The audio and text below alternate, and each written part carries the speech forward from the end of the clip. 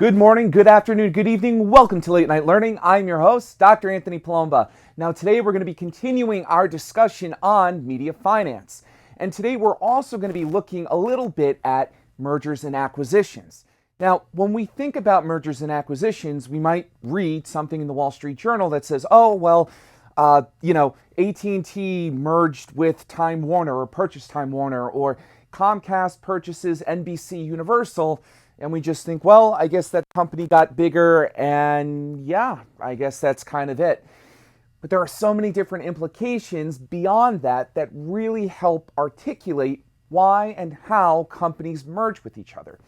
Usually when companies merge with each other, it may be due to risk reduction, right?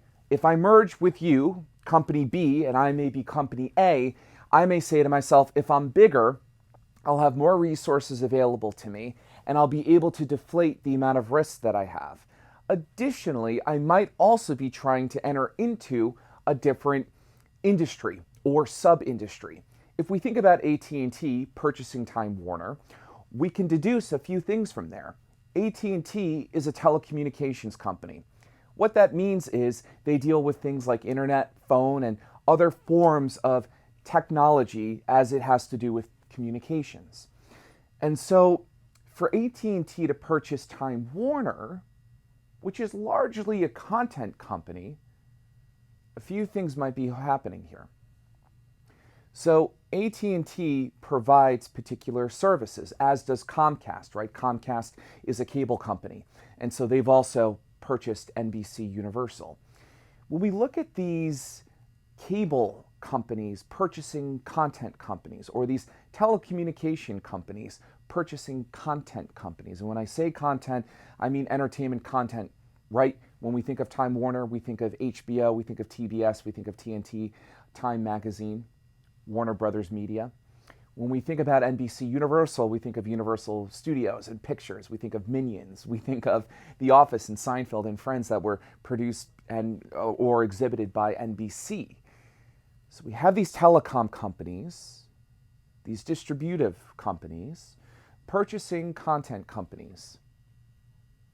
It may very well be the case that they're trying to enter into a sub-industry.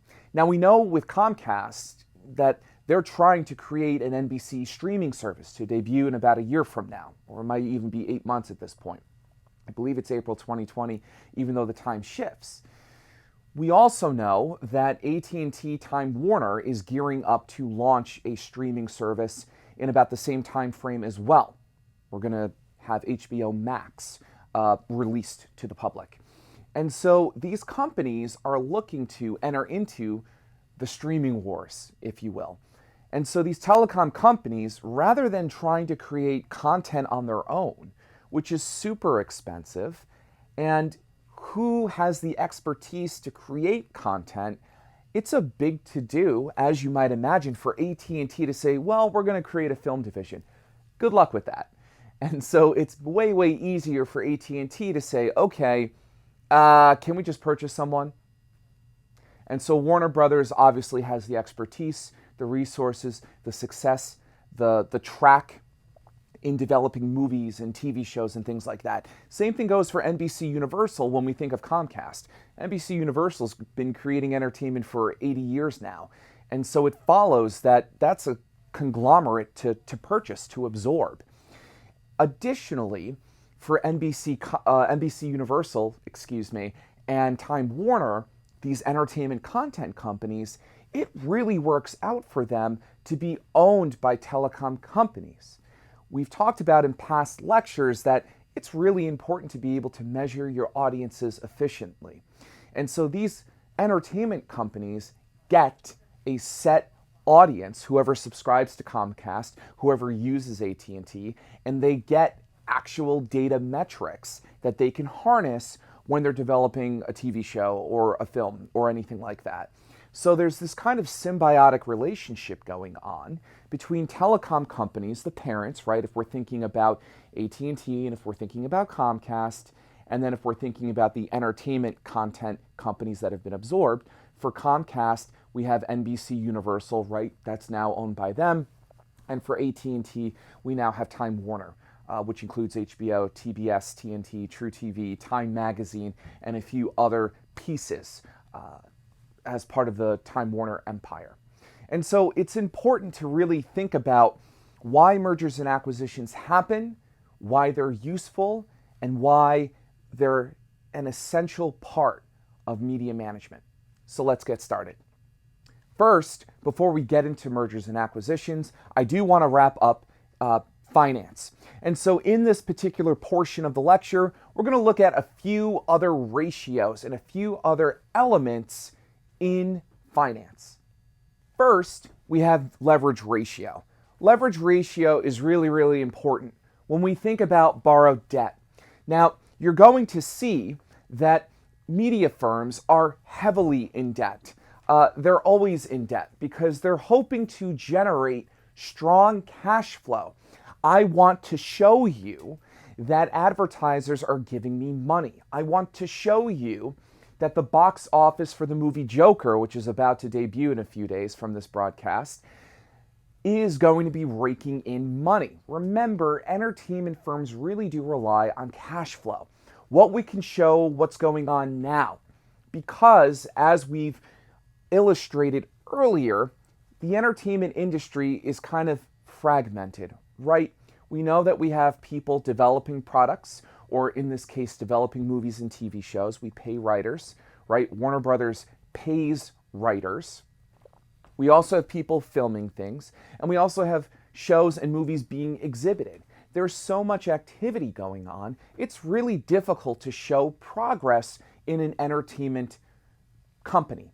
And so leverage ratio really does allow us to be able to do this. And so a leverage ratio of 2 to 1, for instance, means that for every dollar invested in the company, a company owes $2 in debt. So it's debt to investment here. And you can think of it in that light.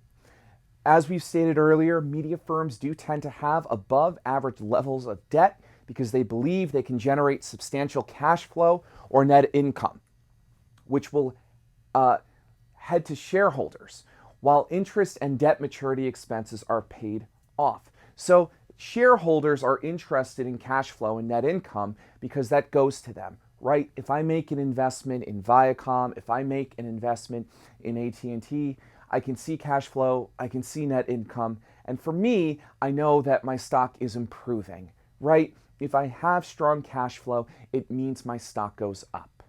My stock goes up if I have strong cash flow. And remember, cash flow is the money coming in from products and services sold and the money going out for expenses. So it's literally looking at what we're bringing in and what we're, paying for, so to speak. Media firms are inclined to pursue mergers and acquisitions under the assumption that the growth of assets will rise above debt capital, which will avoid stock dilution. So even if we think about Netflix, for example, and Netflix has a ton of debt right now. In particular, Netflix is about $10 to $12 billion in the hole, so to speak. Netflix will do the following. If we think about a particular subscription for Netflix, and we think about them charging consumers about $12.99 per month, every dollar Netflix goes up in its price equates to about $1 billion worth of debt. So if Netflix goes from about $12 per month that they're charging subscribers to $13 a month, it is meant to help them compensate for the another $1 billion worth of debt that they have.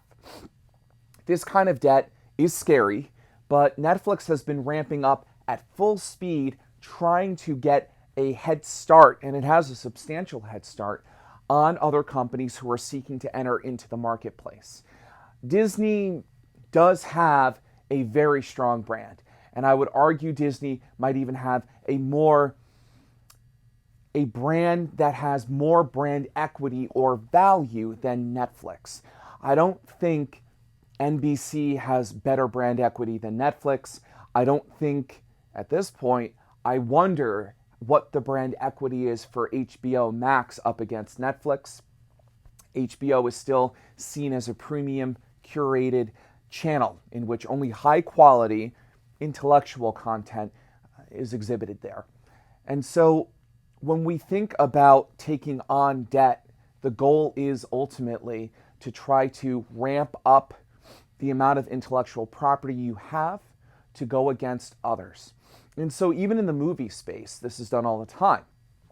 A Warner Brothers, a Paramount Pictures, which is owned by Viacom, may say to themselves, well, we purchase scripts because we may make a movie out of them or we may not.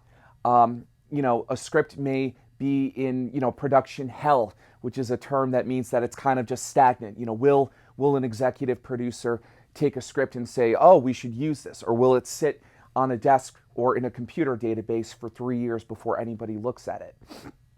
And so as these scripts are vetted and it's determined whether or not we're going to make a movie with one of these scripts, it's important to recognize that movie studios will spend money and may not do anything with it. Just sit on that for a second. The idea that movie studios spend tons of money on scripts, and you can look this up yourself, some scripts fetch $200,000, $500,000 if there's a bidding war, even $1 million sometimes. Additionally, people are hired, known as script doctors, to help edit movie scripts and to kind of punch them up, which is a typical phrase for improving a script.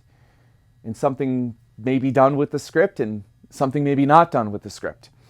And so movie studios and TV studios are spending oodles and oodles of money trying to develop content, but it may not always come to fruition. If we think about other markets, in the housing market, you wouldn't buy a ton of bricks and not build a house. In the car market, you wouldn't buy a bunch of leather and not make any seats. Why would you do such a thing? But in entertainment, arguably, there is notable waste, so to speak, where not all of the products or all of the resources are used efficiently. And so if we go back to our macroscopic look, and if we think about the parent companies we were just talking about, AT&T and Comcast can help eliminate this waste.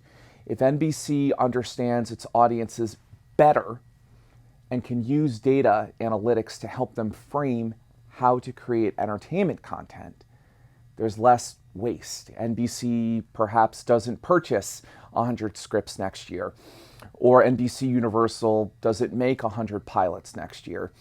Instead, they're able to make maybe half of that, or maybe a quarter of that, and know that their audience will love it.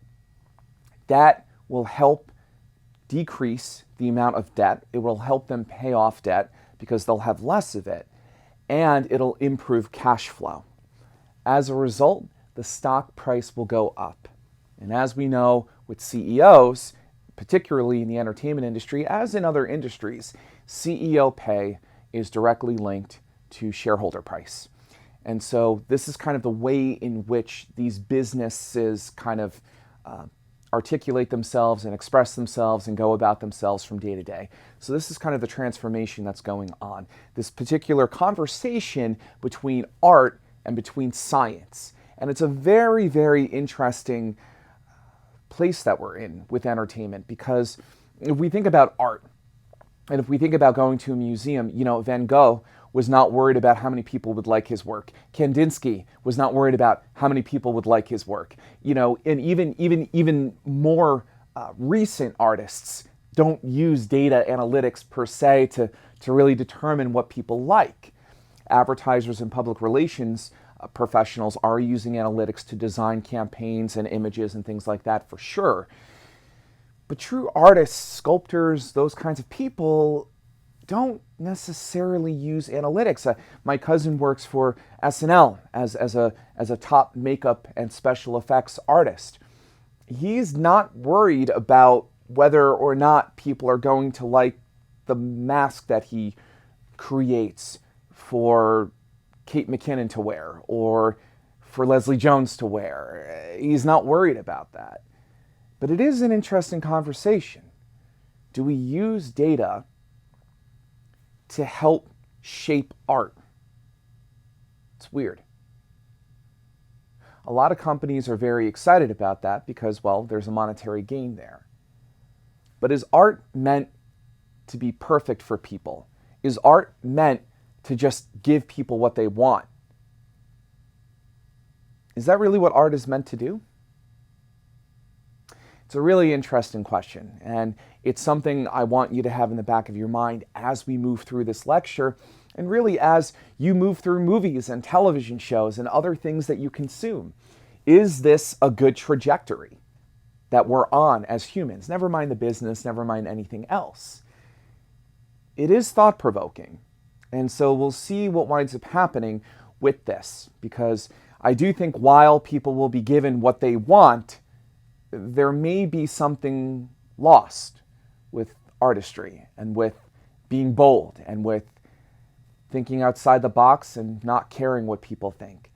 I think there's a lot of bravery and courage in being able to do those kinds of things, and I think art is most impactful when it's not meant to be consumed by everyone, and it's not meant to be appealing for everyone either. Let's continue with lecture. If we think about discount cash flow, so earlier we were thinking about leverage ratio, but here we're thinking about discount cash flow. This allows for the net present value of an asset, the current value of future cash flows that an asset is expected to generate. Let me back up. If we think of an asset in entertainment, maybe it's the Seinfeld series or the Friends series or the Big Bang series, right? Those episodes are incredibly valuable. Oh my goodness. We know that we've seen Seinfeld syndicated on TBS. We know that we've seen Big Bang Theory syndicated on TBS. And that means that they're exhibited on other channels. And so obviously there's a lot of value behind these episodes. And so it's important for media firms to have maintenance expense to keep asset viable. So it's important to keep these particular shows moving along, because if they can be exploited on other platforms, then we're able to illustrate the future value of this particular series. We know with TV series, like The Office, like even Modern Family, these series are super, super valuable. They've been exhibited elsewhere, right? Modern Family has been exhibited on, I believe, CW, if I'm not mistaken, and on TBS as well, if I'm not mistaken.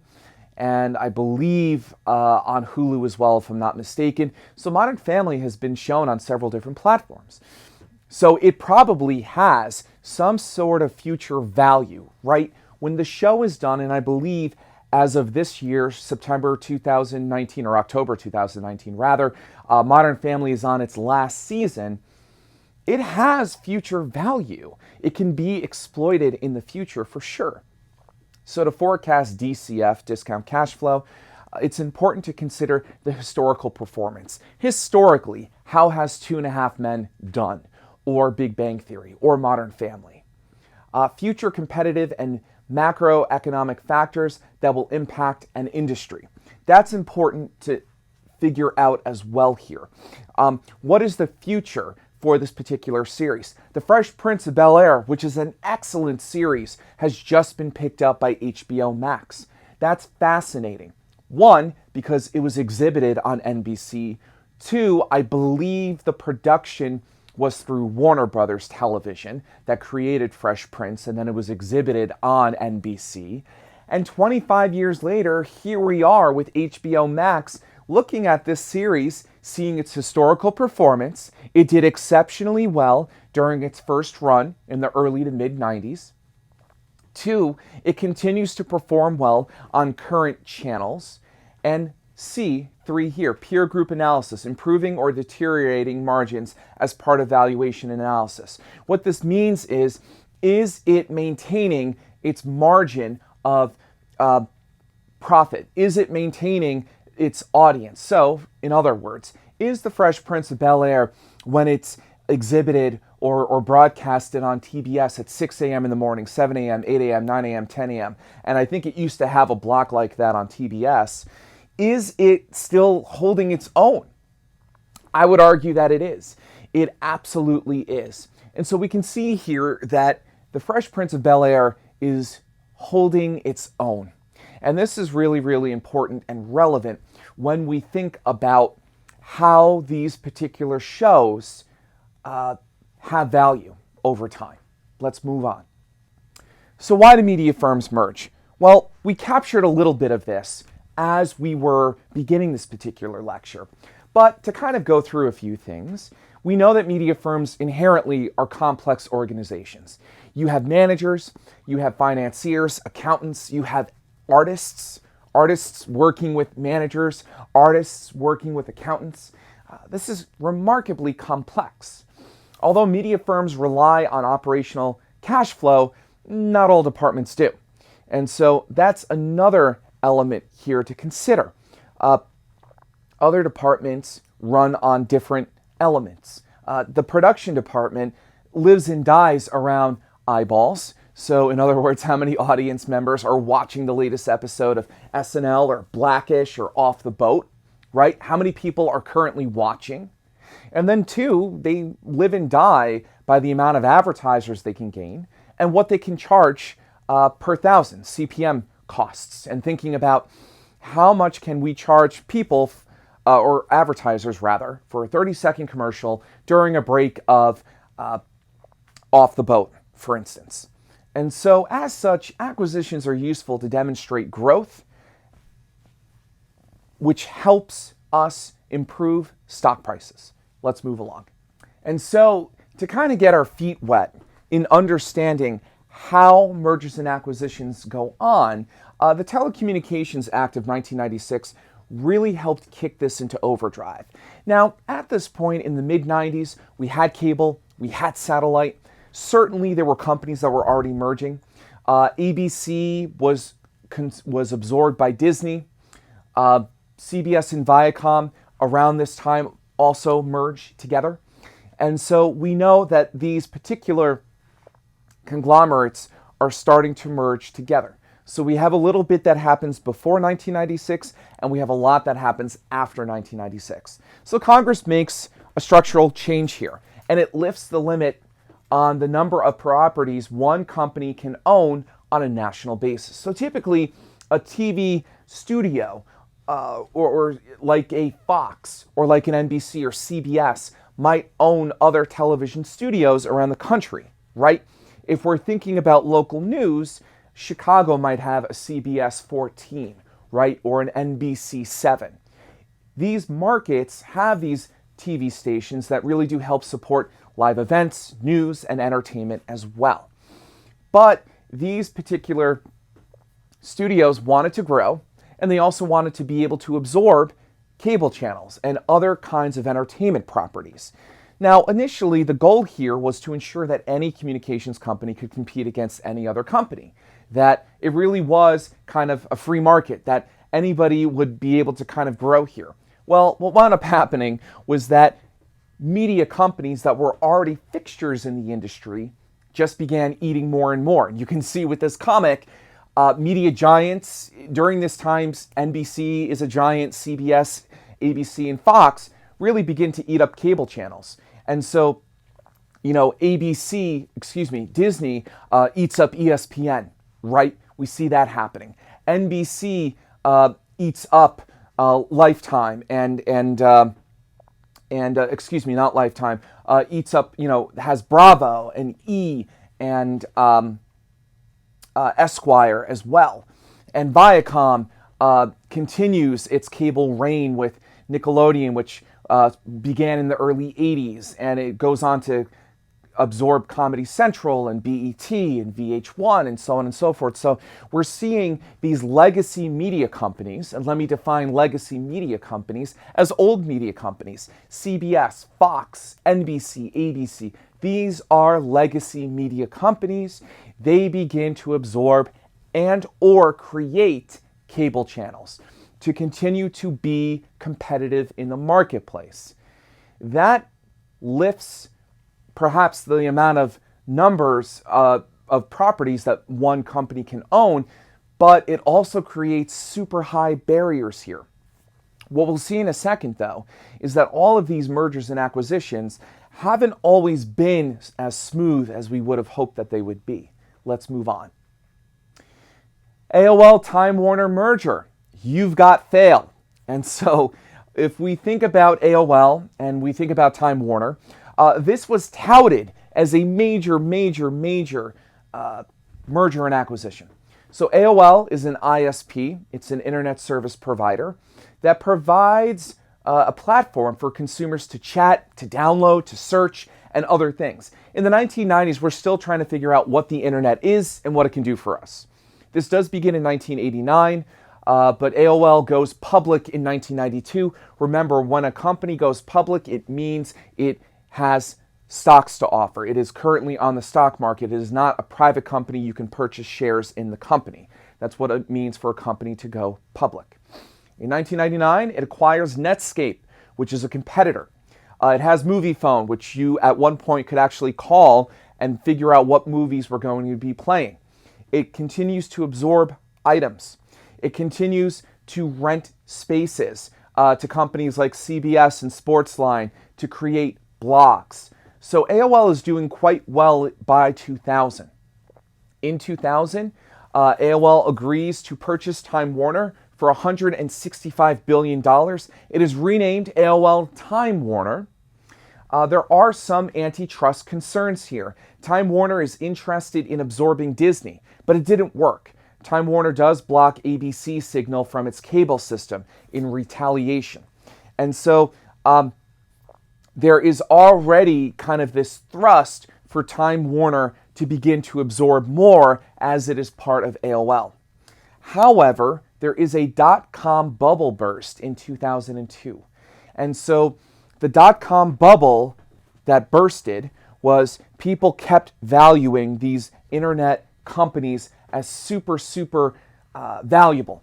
But what wound up happening is that they accrued a lot of debt. They didn't show as much innovation as people were hoping for. And so the plateau in advertising and loss of market due to high-speed broadband makes AOL lose about $99 billion in 2002. It is that quick.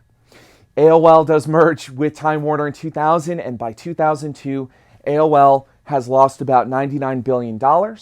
And again, it is due to plateau with advertisements. AOL didn't innovate with the kind of advertisements it employed.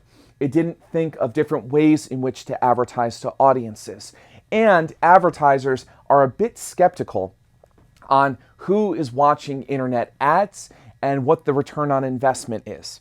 And especially after the dot-com bubble burst, advertisers pull away from internet advertising spending. And they prefer to advertise on radio, television, and other traditional forms of communication. Another reason why AOL loses here, of course, as I mentioned earlier, is high-speed broadband. The internet gets faster, and Internet Explorer and Google and other things begin to ramp up their abilities for connecting people together quicker and providing search engines that are way stronger than AOL's search engine.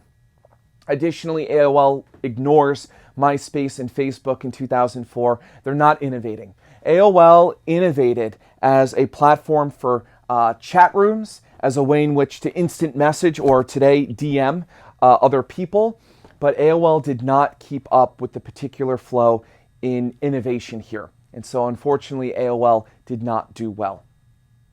Well, that's all the time we have on Late Night Learning. As always, keep laughing and keep learning.